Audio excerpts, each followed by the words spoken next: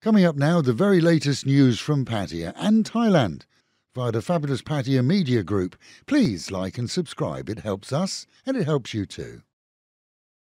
Following a considerable undercover investigation, Thai police raided 21 addresses this week and last, arresting 4 Chinese and 22 Thais on charges that they operated an investment gold scam that netted over 1.25 billion baht. Operating from within the capital and provinces, the gang used fake Facebook accounts to trick buyers into a scam that promised high returns and, at the same time, hijacking a well-known trading name, Aurora. This in order that gullible buyers would believe that they were an established company. Chatting with their victims, the promises continued as money came in, but in the now standard tradition, they quickly blocked people who asked for cash returns. Police believed that the Chinese hired the locals to set up 3 companies here and then to transfer funds to them when received. Today we'll see the continued return of Thais from Israel thanks to the state recovery programme that's been in effect now for several weeks. Sadly, today too we'll see the return of 10 coffins. To date we've been told that close to 8,000 Thais have safely returned home in an operation that's been hailed as highly successful.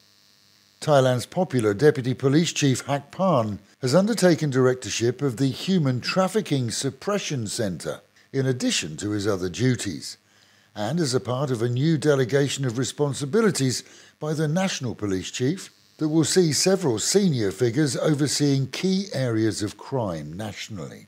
With Hak Pan at the helm, those involved in human trafficking face heavy jail terms for sure. In addition to forced trafficking, human trafficking also envelops the employment of people under the legal age in bars and clubs, as the law defines them as being too young to take such a decision on their own. That in itself will inevitably lead to raids in the future.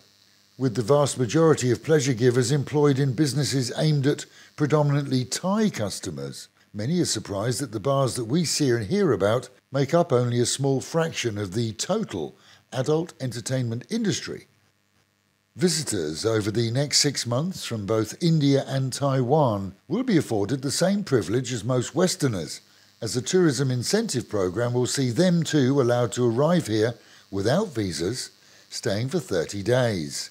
Under normal circumstances, nationals from both countries require visas ahead of travel, and the scheme is designed to support impulse travel for some and travel with ease for others. The price of sugar here in Thailand is to be frozen and added to the list of controlled goods, prohibiting price rises according to a cabinet meeting yesterday. With global sugar prices rising, the fear was that demand would overrun supply and domestic prices could soar from the now easily affordable 25 baht a kilo shop price. Farmers had hoped for higher returns, but for the population it's good news, as in the same document, a ban on exports over 1 tonne without approval has also been implemented. Later opening hours in entertainment areas are, we're told, being considered for implementation on or after the New Year celebrations. As Kuna Nutin, along with his team, labour over just how the new hours could be safely effected, concerns amongst others have been for noise combined with safety. More than aware that currently many clubs flaunt the current opening hour regulations, they have, we're told, every intention of releasing full details by mid-December. Meanwhile at home and in Pattaya, a recent survey of bar and nighttime operators shows that most have clamped down on employment records. Gone are the days of a lady walking into a bar and moving straight to a stool. Now every operator we've spoken to is recording all details of staff applying for work, including not only copies of ID cards, but photographs of the females holding the cards. Evidence, if needed, that they'd used that ID card to secure work. The issue, of course, is age.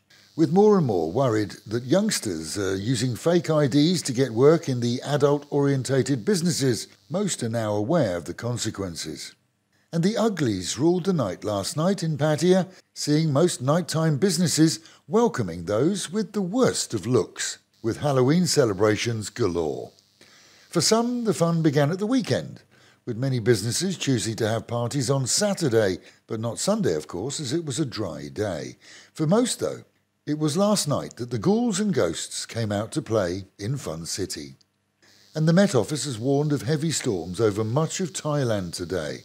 For our own region, the outlook is thunderstorms covering a lot of Chonburi, Rayong, Chantaburi and Trat provinces. Highs today we're told to expect a comfortable 30, lows perhaps 24. But there's a warning too of high waves in the Gulf. Local and national news today from Fabulous 103 FM and Fabulous Pattaya Media Group.